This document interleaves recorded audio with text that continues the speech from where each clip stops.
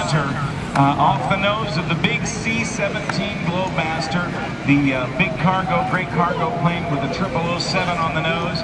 If you will, please, Samantha Nicholas, come up here and get you reunited with your kid.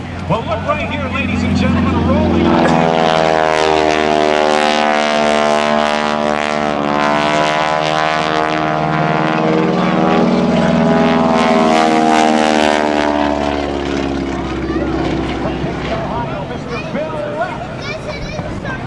And let's see if we can go along to the cockpit and say a quick hello to Bill right now. Bill Leff, good afternoon, my friend.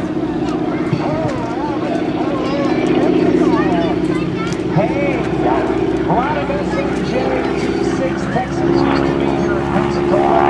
You've got one show people what some of those students learn to do in a T6, or I should say an SNJ, right? The barrel roll. It's 45 degrees up and to the left of the airplane. He rolls around that imaginary spot in the sky.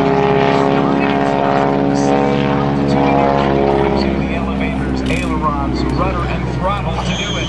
Perfect. What's coming up next, Mr. Leff?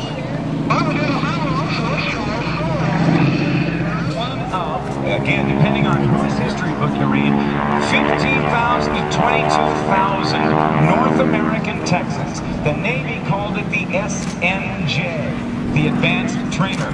The United States Army Air Force called it the AT-6, Advanced Trainer number 6. The Royal Canadian Air Force and the Royal Air Force called it the Harvard. It was indeed an institution.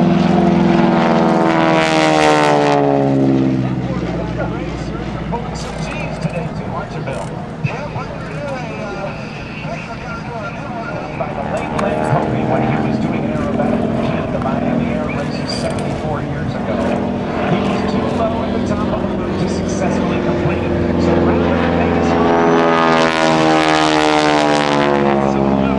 Lem Covey rolled out and then got upright and did the same thing in the opposite direction, inscribing in the sky the figure 8. Now, nobody had seen the maneuver before, so they asked him at the end of the routine what it was. And since he was also training the Cuban Air Force pilots to fly aerobatics, he replied with 2 words in Spanish, Ocho.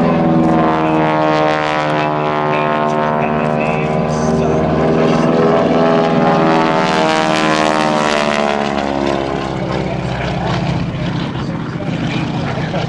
Watch him come back.